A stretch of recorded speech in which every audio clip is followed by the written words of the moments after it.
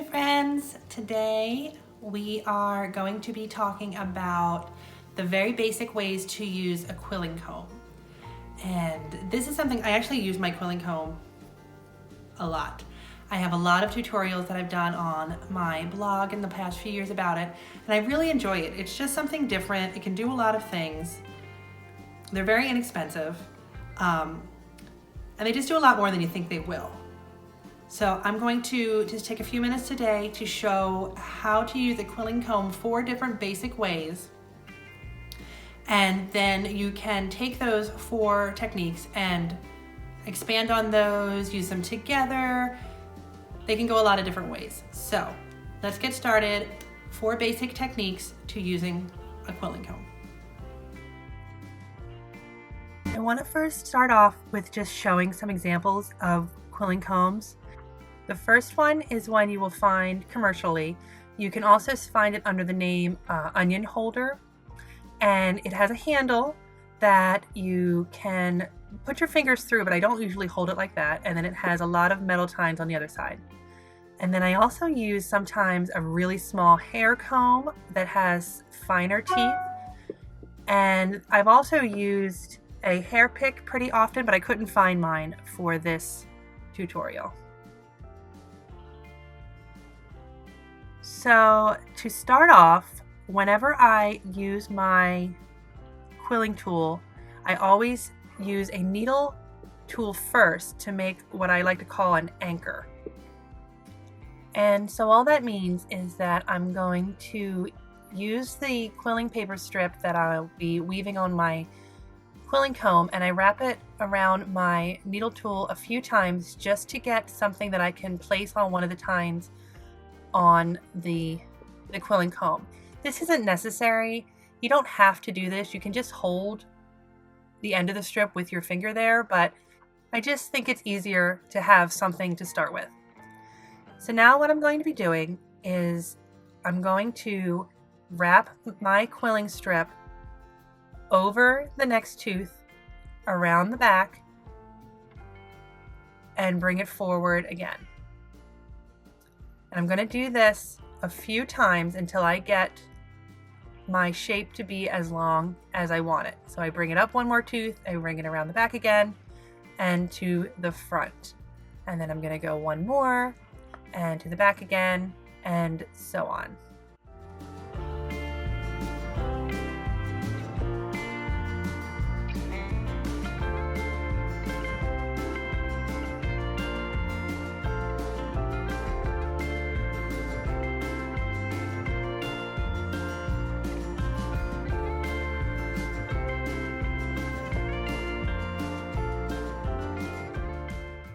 When you've wrapped your paper around as many teeth on your comb as you'd like, you'll tear off the excess at the bottom and put that aside, and then you can add just a small dot of glue to keep everything together. Now, I don't take too much time making sure that every single wrap is perfectly lined up, because you can adjust that all later. But what you do want to make sure is that where you're gluing is sitting directly on top of the strip underneath of it, if that makes sense. You don't want when you're gluing for it to be crooked. Everything else will fall into place when you take it off the comb. And once it's glued, you can just slide it off, and that will pretty much hold its shape just like that. I don't need to glue every layer on this sort of shape. If you just do it at the end, it'll stay put. Now you can pinch this, you can bend it, you can manipulate it in a few different ways. I will leave some links down below of quilling comb projects that I've used this technique for in the past. The second way I'll be showing to use a quilling comb is pretty similar to the first. But instead of putting that anchor on the bottom of the comb, we're going to try to put it somewhere in the center. Doesn't have to be exact, but one of the center teeth is where we want to start. And holding that still, you're going to take the rest of the paper, go underneath the one next to it to one side, up and back through the same number on the other side of the anchor. So we're going under one, up and over, and then back under one again. And then pull the paper back and forth, adding one tooth each time on each side as you go.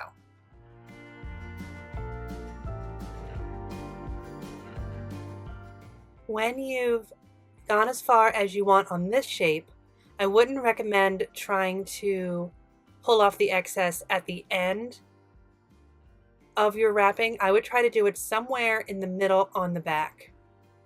So you put that excess aside, and then you have this long piece that you have to keep down. What I like to do is put some glue all along the back and then smooth that tail down right on top. And if it isn't perfect, it's fine, but you can manipulate it a little bit if you need to at this point. And just like before, you can slide that whole piece right off. And then you have a couple options of what you can do with this shape. The most common, I think, is to add another coil to the inside and wrap it around. I'll try to remember to make a video about that technique because it's a great way to make really pretty flower petals that look really intricate but are actually only made of two different pieces.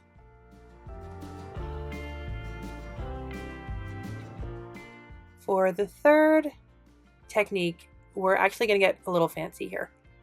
After you make the anchor on your needle tool, you're going to want to put that on another middle tooth on your comb.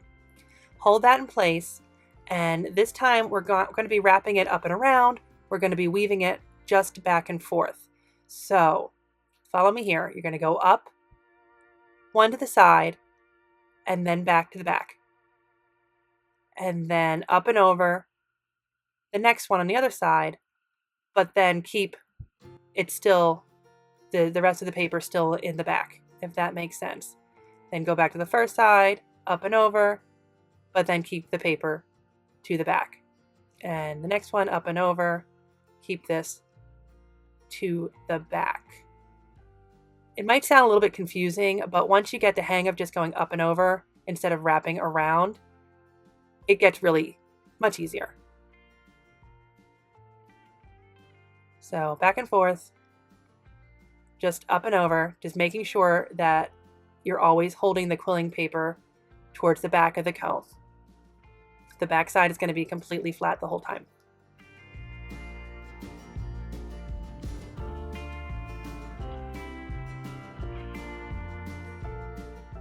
This technique is actually called a C weave, like the letter C, because if you look at it from the side, the paper just sort of makes an arc like a letter C. And when you're done this one, you're going to rip it off the end and glue on the back, on the flat part, just like in the second way that I showed today.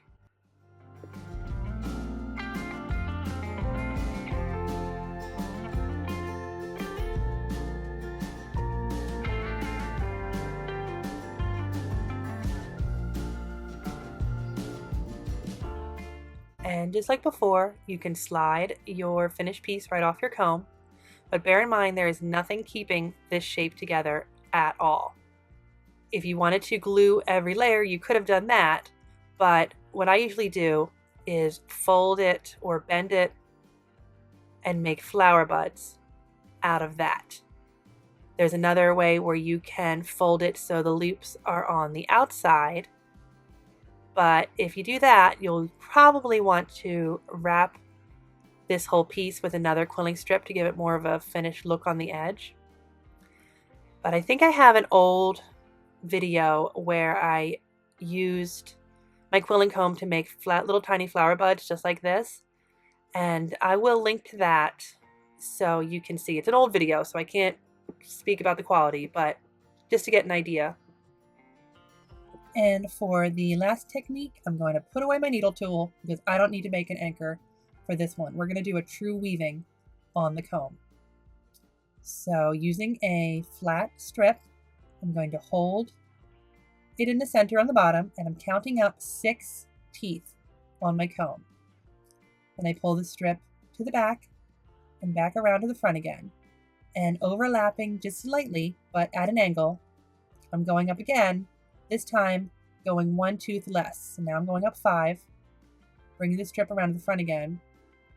I am going to add a little bit of glue this time, and then holding everything together, bringing my strip back up again, but this time to the other side, and going into the number 5 tooth again.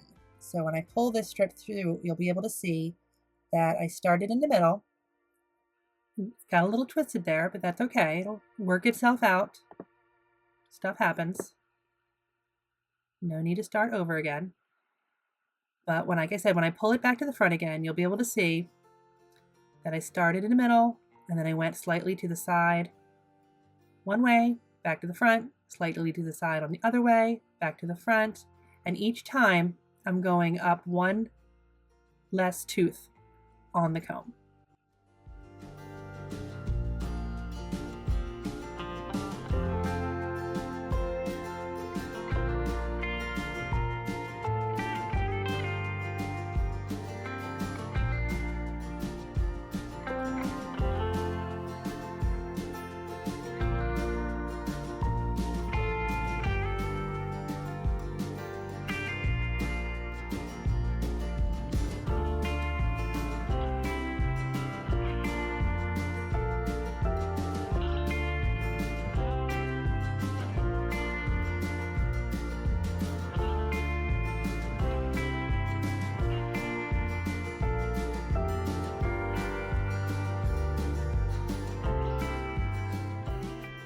So at this point, I've pretty much run out of paper.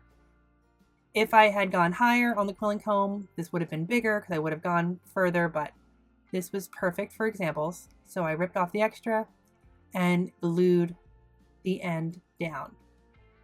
And it looks really nice, pretty much on both sides. It looks almost exactly the same. Slide this off. This will completely hold its shape on its own.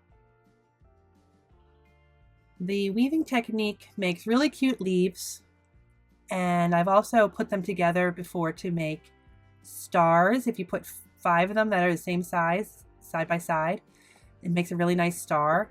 I have a tutorial for that. I'll link down below. But once you put them all together, you can see that there's a lot you can do with this little quilling comb. And if you get yourself a few different sizes, or like I showed in the beginning, a plastic comb or a hair pick, all the teeth will be different sizes, so the shapes will all be slightly different too.